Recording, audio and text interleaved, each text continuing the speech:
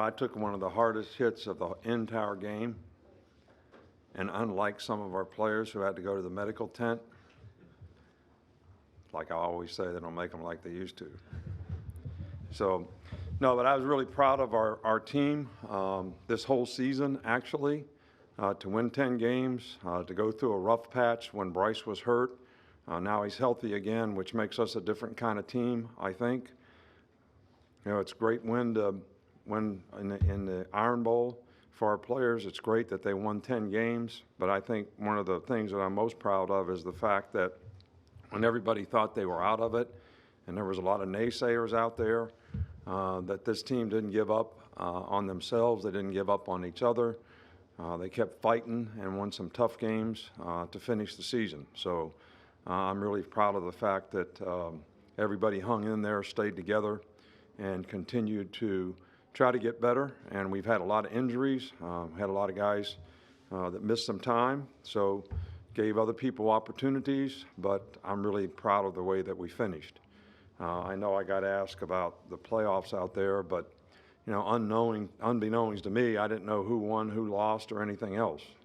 It's a great opportunity for our team to be considered. I think we lost 2 games on the road against 2 top 10 teams by 4 points. So we are a good football team, and hopefully people will recognize that. We'll start right here with Michael Casagrande. On that topic, in the past 2017, you campaigned through interviews before the playoffs were selected. Do you plan on doing something like this year to campaign for your team's chance to play in the playoff? Look, if I think it'll help our team, I'll certainly do that. I haven't really thought about it to this point. My whole focus was win this game. That's the best opportunity we had for anything good to happen for us. And, to win the Iron Bowl is a significant accomplishment for our team and for our fans, which we certainly appreciate. And this team to win 10 games. So I haven't really thought about any of those things beyond that. And I'm really proud of our players because I don't think they were thinking about anything except that as well. Far side with Nick. Yeah, you guys had some big passing plays in this game. What do you think was behind that success, or what was the approach you guys had? Well, we did a lot of quality control, before this game to break every tendency that we had. We did some different formations, different presentations of things that we did, different play action passes, and it paid off for us. And I think being able to run the ball a little bit effectively early, kind of set up some of those things from a play action standpoint. And Bryce played really well. And I thought the receivers played well. A couple balls we maybe could have caught, and it was a tough interception down there at the end of the game. Could have iced the game right then, but all in all, I thought the offense did a really, really good job. Stay on that side with Aaron. That was likely the last time we saw Will and Bryce at home at Bryant-Denny Stadium. If that's the case, how would you describe the legacy they've set for themselves? Well, I think those 2 guys not only have been great players for the University of Alabama, they've been great leaders for our team.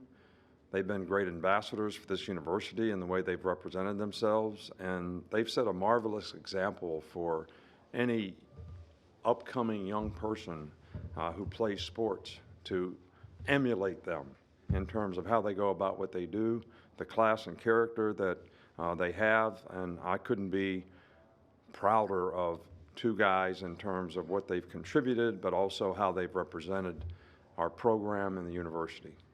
Back on the left with Jeff Spiegel. And then considering what Bryce has gone through this year with the shoulder and all of that, how fulfilling has it been to see him persevere through that? Well, I tell you what, it was really an example of his grit, his determination, his character, and his commitment to the team. Because he wanted to play for the team, even those weeks that he couldn't really throw much in practice. It might have hurt our development a little bit for the rest of the players on our team, but he still went out and played really, really well, prepared well, and I'm sure he played with a little pain at times, which shows the kind of mental toughness that he has. But the guy's a great competitor. He has great grit, and I can't say enough about what he's done for our team this year. Right here with Chris Walsh. I want to go back to what you started with when your backs were kind of against the wall and the doubters and everything. What were some of the keys for everyone to keep their focus and put you in this position?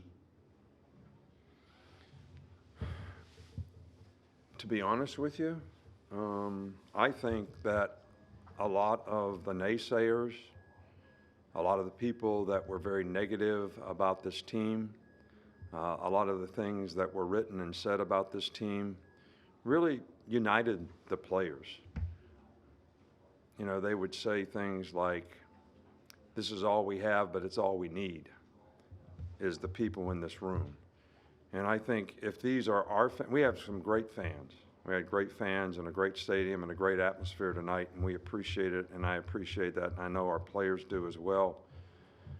But people who are negative and naysayers, if they support the University of Alabama, you are hurting the university, you're hurting the program, because it's a reflection on our culture and how positive we are.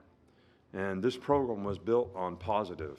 It was built on 95,000 people coming to the spring game. When we came here the first spring, we were here, and everybody wanted to be a part of that. It wasn't built on naysayers. It wasn't built on negative. It wasn't built on expectations that if we don't succeed at a certain level, that there's going to be a lot of criticism. And I think that actually brought this team together more than anything else. And they wanted to persevere and prove what they could do. Go on the far side with Charlie. Over here, Coach. Auburn had a good amount of success running the ball tonight. Just what do you think fresh off the field, the way the defense played? Well, I'll tell you what, Auburn did a great job with the run game. They created some edges. Some of the plays they ran, you know, when I was 10 years old, we ran a single wing. You guys don't even know what single wing is.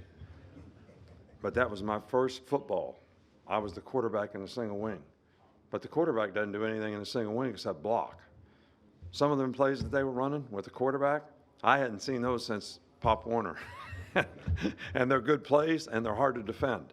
So their quarterback played an outstanding game from a run standpoint, and they executed, because it's like playing against Wildcat. You know, when the running back's in the backfield and somebody's got to go cover the quarterback, except he's a good enough quarterback to run, and then they created some Wildcat situations as well. So they really attacked us on the edges and did a good job of cracking and blocking us on the edges, and we practiced against some of that stuff. We didn't execute it as well as we'd like at times, but they also created some advantages for themselves. Back on this side, Mike Rodak.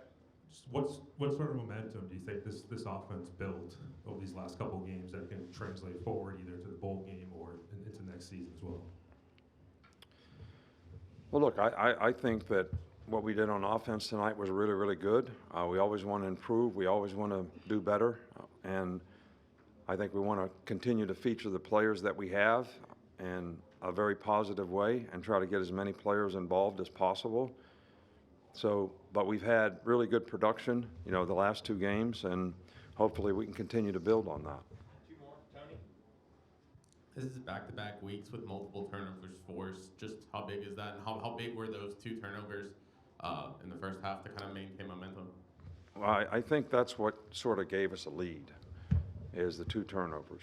We capitalized on those two things, and the good field position on the onside kick really was three kind of opportunities that were created but with good field position, and we were able to capitalize on those, and I think that was the difference in the game. And when we got ahead a little bit, they kept running it. We didn't tackle very well, which is another issue. On that last run, we must have had 5 guys miss the tackle. So that's something that we're going to have to do a better job of as well. But I thought the turnovers were huge. Turnovers are always big, and they were certainly big tonight, especially early in the game for us to get a lead. We're going to finish with Steve. Coach, you're talking about the positivity that built the program, but when you see the fans just all in the same way that the coaching staff and the players are too, how encouraging is that? That's great. That's what you need to have a program. That's what you need for people to see the culture and the support and the passion that people have to want to have a successful program. And I think it's huge. I think when people are negative and critical, it makes people have questions about the culture of the program. And the culture of the program here is just as good as it's always been. And the players compete just as well as they always have. So I don't think there's anything wrong with the culture here. We lost 2 games by 4 points. Nobody feels worse about that than me and the players, who made a tremendous commitment to try to win those games in tough places on the road, and nothing else I can say about it. All right, Coach, that's all we got. Thank you. All right, thank you so much.